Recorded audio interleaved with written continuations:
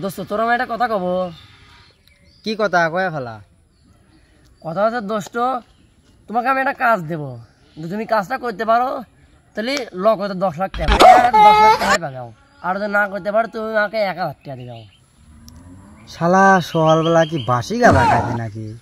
আমি পারলে দেবো আমি পারলে দেবো লেগে 10 লাখ, আর যদি হাইরে যায় তাহলে ও লিবি 1,000। এলে কি কাম কি কাম? তোর কিন্তু টাকা দেওয়া লাগবে নি, আগের থেকে কয়ে দিচ্ছি।